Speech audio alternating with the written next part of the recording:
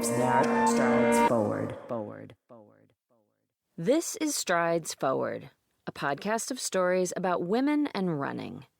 I am Cherie Louise Turner, your host and producer. For the first series of episodes, each of which centers on one runner, I'm focusing on experiences in and around South Africa's Comrades Marathon, the oldest and largest ultra-distance running race in the world. Comrades is 90 kilometers, or roughly 56 miles long, and turns 100 years old in 2021. And over 27,000 people registered for the 2020 event. In this episode, I take a close look at what it takes to go from being a good runner, a really good runner, in fact, to breaking into the coveted ranks of the elite field at Comrades. For that, I turn to the story of this woman. So I'm Renata Vosloo, and we live in Gauteng is the province, and we call it Midrand, but some people call it Johannesburg North, but let's say Johannesburg. Renata has been a runner since her primary school days. She ran track in high school and then upped her distance to the half marathon.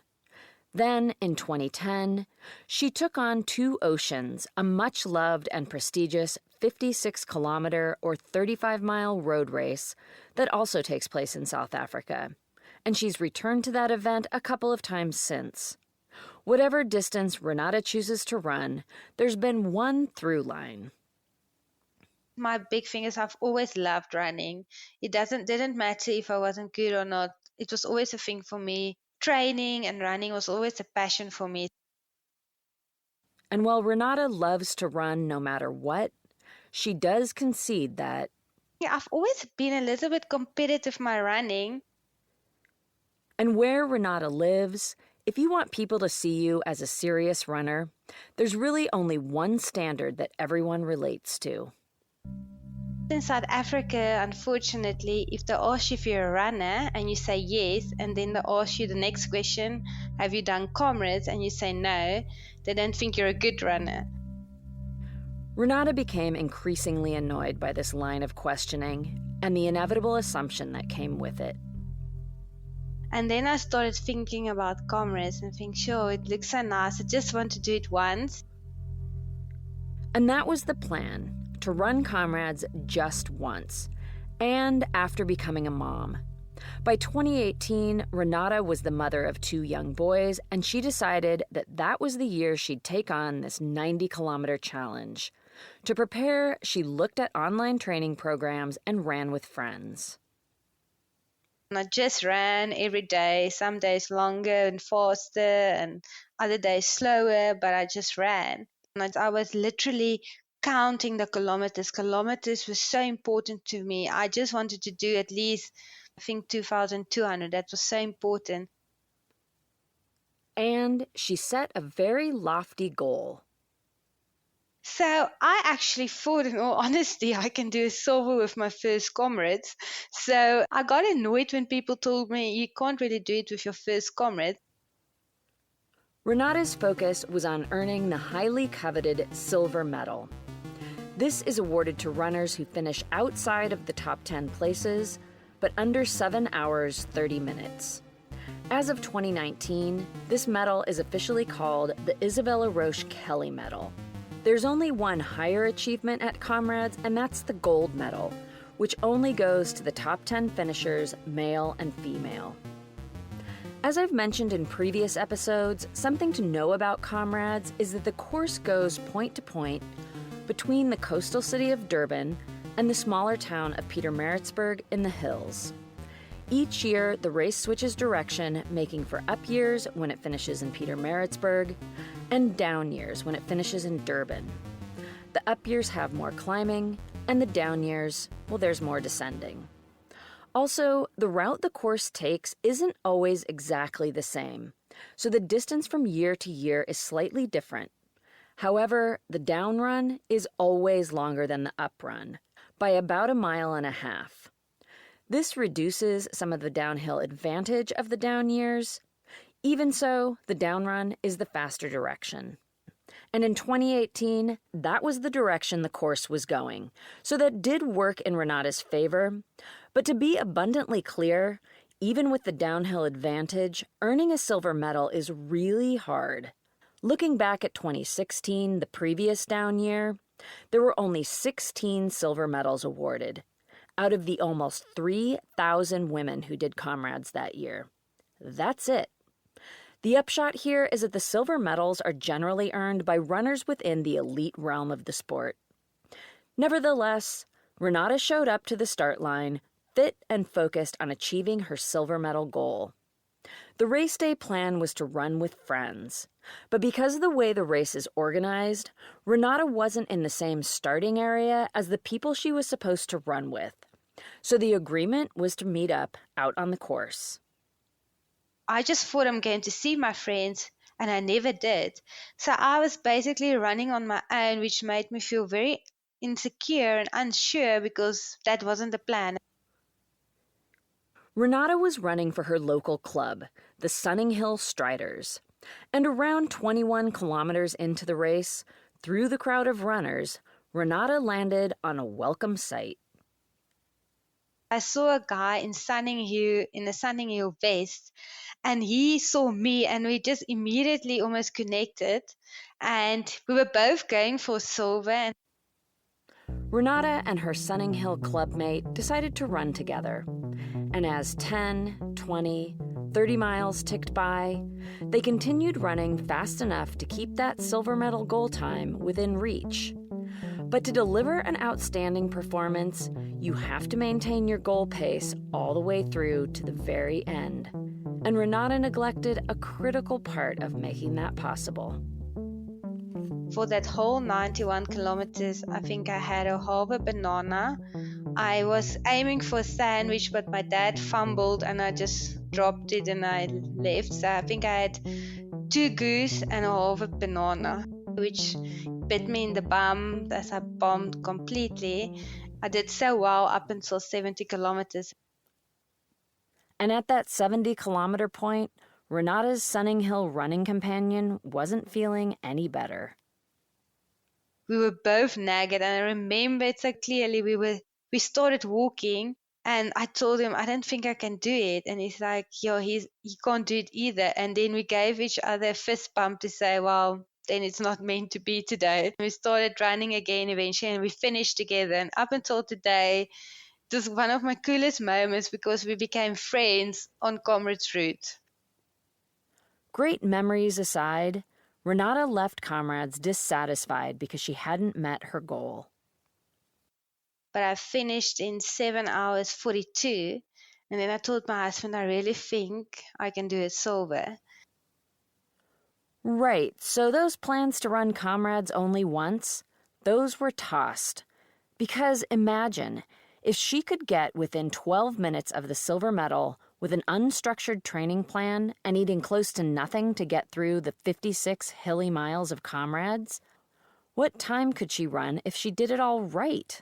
Could Renata transform from being a really good runner to an elite runner? To help her find out, Renata turned to a woman who knows exactly how to perform well at Comrades, a running coach and the woman who won the 2018 Comrades, Anne Ashworth. And in November 2017, Anne had also founded South Africa's only all-women's elite running team, Team Massmart. That's when I joined Anne, and I got a very decent, very hard program.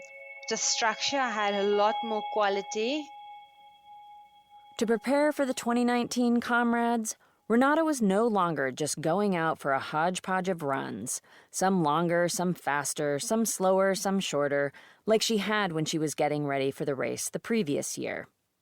Every run had a specific purpose, and those runs were strategically laid out over many weeks so that Renata could get to Comrades as fast and healthy as possible. But the running was just part of the picture. And then she introduces me to Team Massmart, which is amazing because there's so many different ladies with different backgrounds, different experience in running. But that's not nearly all. At Anne's suggestion, Renata also incorporated many other tried and true tools that help athletes build up to elite level performances. She introduced me to a person that can massage. So every week I go for a massage. She got us speakers to speak to us. So I actually also started seeing a dietitian. I also started training with a personal trainer and would give us all these good books. She gave me a lot of advice with race food nutrition. So my nutrition changed completely. So yeah, it's almost like a whole team. We always joke and say it takes a village to raise a child, but it takes a village to raise a Comrades runner as well. There's lots of people involved. It would take a village, and it would also take paying attention to details. She forced me to run every 8 kilometers. I had to eat something. And luckily, my husband is quite an intellectual and he loves new things. So he read up exactly how much jelly babies I need to eat every 8 kilometers. Renata's personal trainer addressed typical weak spots for runners, which would help her get strong and stay injury-free. To start getting my core strength and your hamstrings and your glutes. And for the dietitian, there was some fine-tuning to attend to. I've relatively always eaten healthy. I've never had eating disorders. I love my food, but I also love chocolates and chips and junk food. And I could see with my training, especially if the previous day I indulged in all these sweet candy, that just I really battled. Renata could also rely on the support of her Massmart teammates. It's like a big sense of community with just the girls. There's a lot of support, and because girls, we are a little bit more emotional, it's a very caring environment. So I really love it. I wouldn't like to run for any other club. It was also helpful that there were good places to train right out Renata's front door. We have a lot of security states because of just things happening in the country. It's very popular. I can, if I want to, without doing too many loops, do at least a 35-kilometer in this estate. So that is amazing. You can run any time of the day. It's very safe. And she had someone waiting for her bright and early every single day.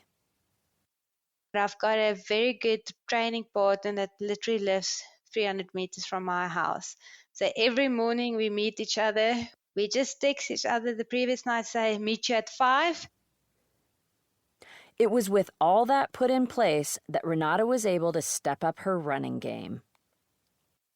I was very blessed. I didn't get any injury. I didn't miss one single session that she gave me, which I also think a program is obviously structured to know when your body needs to rest a bit and when it needs to go. Whereas when you train on your own, I just went.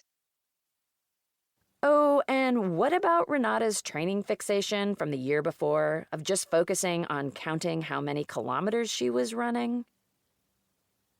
With Anne, I didn't even count. I was too tired to count, in all honesty. Even with all this support behind her, her family, her training partner, Coach Anne, Team Massmart, the personal trainer, speakers, books, a massage therapist, and dietitian, running this much and this hard, and keeping up with the regimen that allows you to keep pushing yourself week after week, while also being a wife and full-time working mother of 2 young boys, it gets to be a lot. Must be honest, towards the end of Comrades training, you sometimes wonder why you are punishing yourself like this, but obviously there's methods to the madness. And there's her team to keep her spirits high.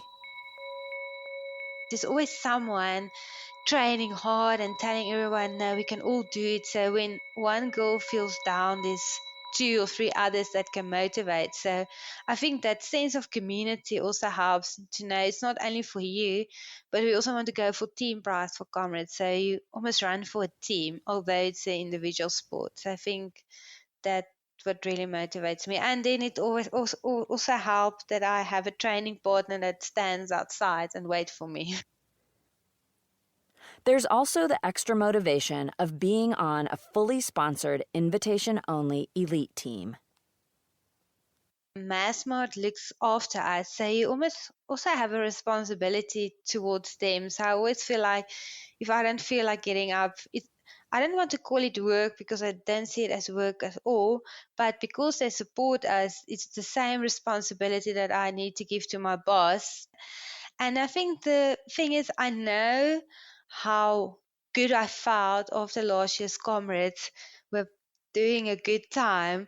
It might not maybe happen because you can never predict the day or injuries, but I would try and do everything in my power in order to achieve that goal again. And up until the day of Comrades, Renata takes every precaution to make sure she arrives at the start of the race healthy. A week before Comrades, I walk with hand sanitized the entire time, and you're almost like very asocial. I don't go to parties a week before Comrades. In the lead-up time before any big race, runners try to do as little as possible. It's time to cut back on training, to taper and rest. Any athlete who's been through a tapering period knows how truly unpleasant it can be. All that energy you've been pouring into exhaustive training now gets pent up, and there's nowhere for it to go.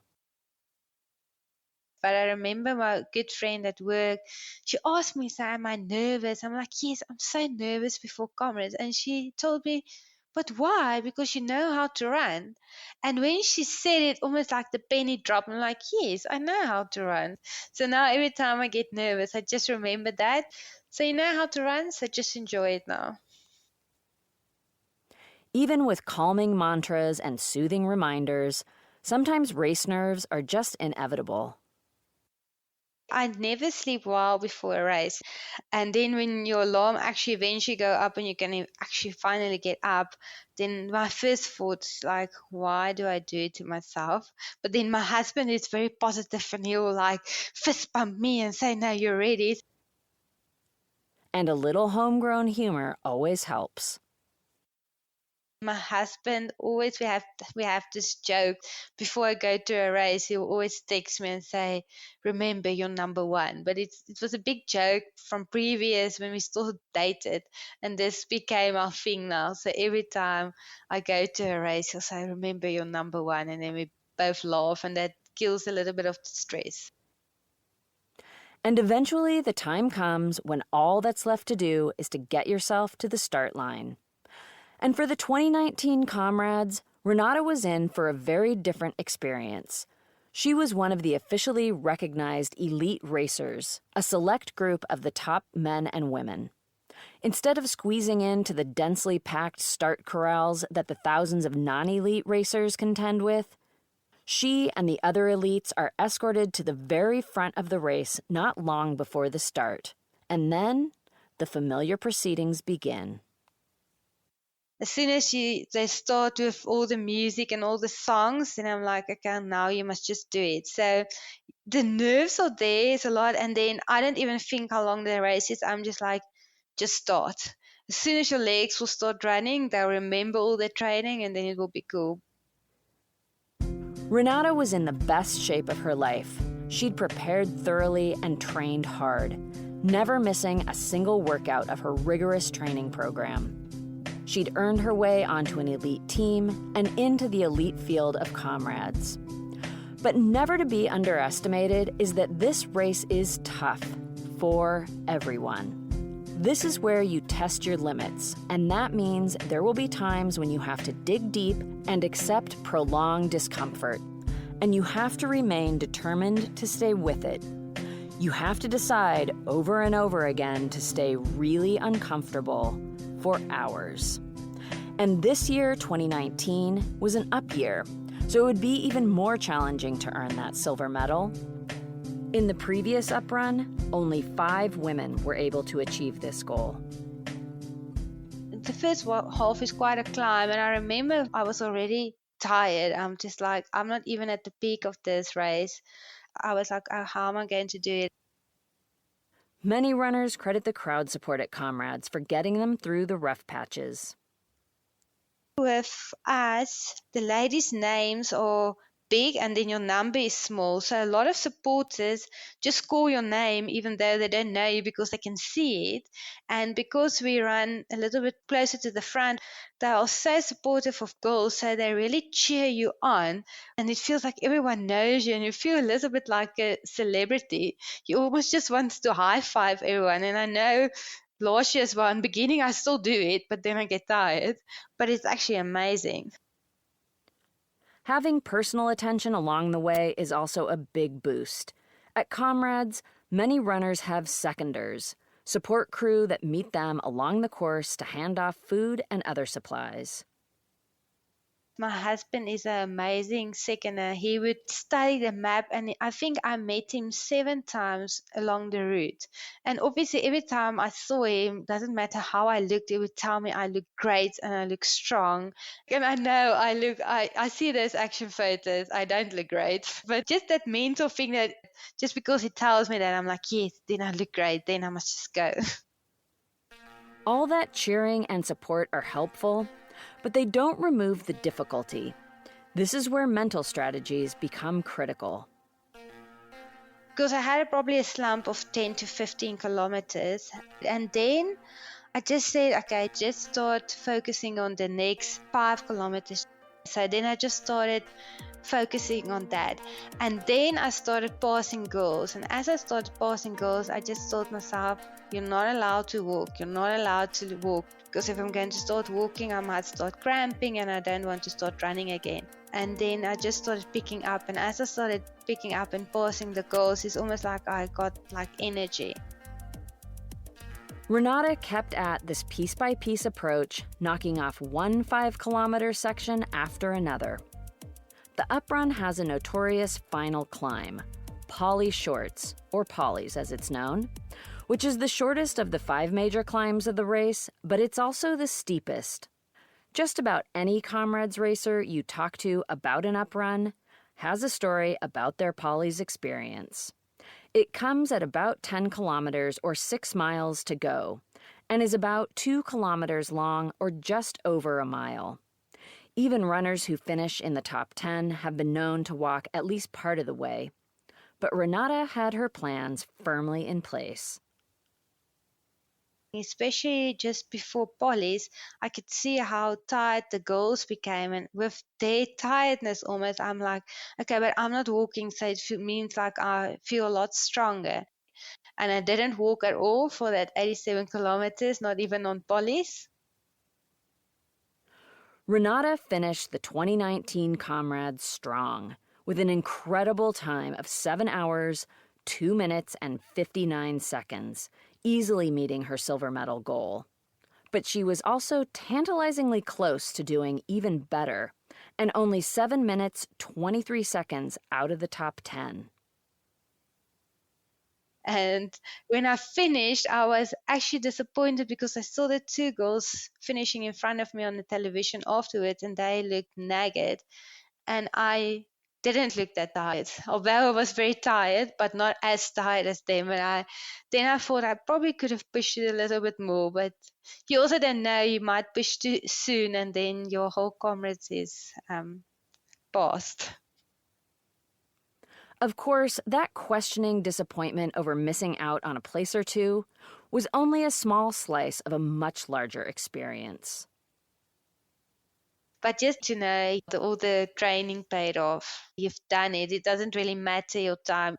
Just to know it's actually freaking amazing to run that far. It's probably not surprising to learn that Renata plans to run Comrades again.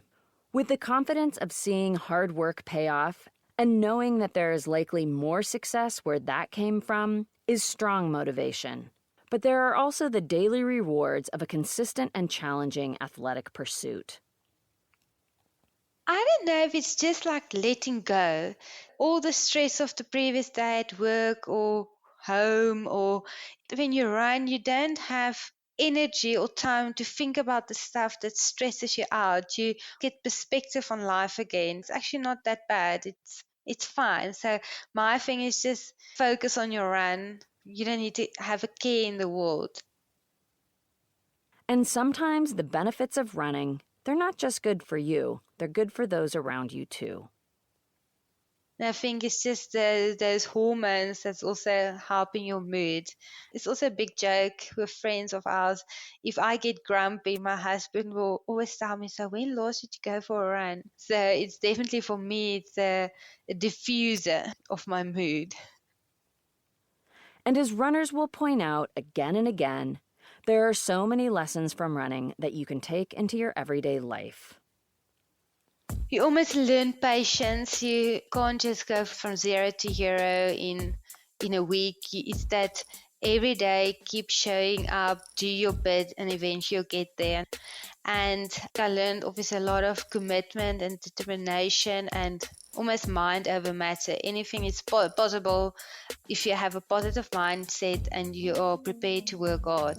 And that's like for your work as well, with your family. There's obviously days that you're so tired and you feel like, why am I doing it? And then I just tell myself, well, tomorrow will be a better day. Just sleep it off. And my family is so supportive of my running. I almost feel like I don't want to let them down. They suffer with me in a sense where they hear my alarm go off or mom is out running, but they're so proud of me, and that's you almost run for a better purpose or bigger purpose. And I feel like that's in everyday life. You learn commitment with your work, with your family. You learn to prioritize very well. So I know when I'm running.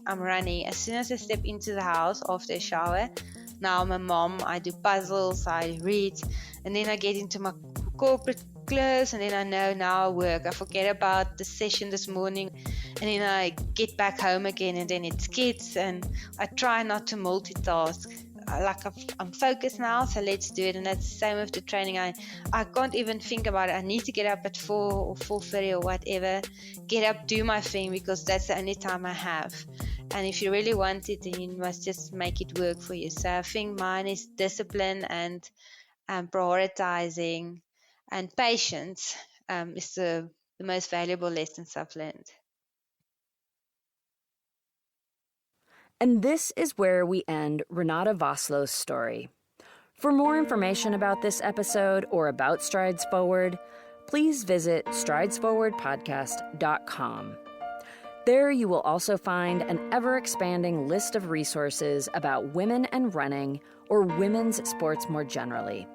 Every episode, I highlight one of those resources. And for this episode, it's Trail Sisters. There's a lot to this organization, and they say it best. Their mission is to increase women's participation and opportunity in trail running through inspiration, education, and empowerment. The work they do makes trail running more accessible, welcoming, and enjoyable for women. You'll find a lot of resources and information on their website, including articles, short films, ways to connect with local trail sisters, race reports, how to find a coach, and information about their grants and resources, and more. One of the initiatives I particularly like is the Trail Sisters Approved Standards for Races. This helps identify races that prioritize the experiences of women as much as they prioritize the experiences of men. Makes sense to me. We all pay the same amount in entry fees, so it stands to reason we should all get the same consideration. The website also has a robust race calendar, and you'll see a Trail Sisters approved graphic next to the races that meet their standards. Also to know, the Trail Sisters Network includes the US and Canada. You can learn all about Trail Sisters at trailsisters.net, which I'll link to in the show notes. As always, I welcome you to please stay in touch. I can always be reached through the website, or you can find me on Twitter. I'm at Strides Forward. Thank you to Renata Vosloo for sharing her story. It was a total pleasure to connect with her. And thank you to the Strides Forward team, whose voices you experience in other ways on this podcast. There's April Mariner of Bonfire Collaborative. She keeps the podcast branding and website looking amazing. You can find April at bonfirecollaborative.com. And there's Cormac O'Regan, who makes all the music you hear and does the sound design. Thank you, Cormac. And thank you, the listener. I really appreciate all the feedback and support. I truly love these stories, and I love knowing that they're making connections with listeners around the world. Please let me know what resonates with you. Until next time, this is Cherie wishing you satisfying strides forward.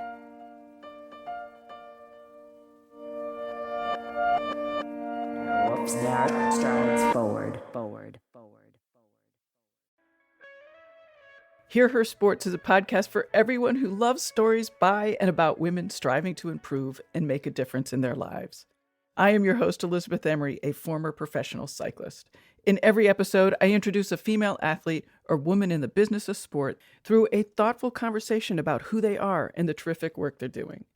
My guests and I explore the glorious and frustrating issues in sports, history, equity, training, nutrition, and so much more. Join us for inspiration, for community, and for love of being a strong, athletic woman.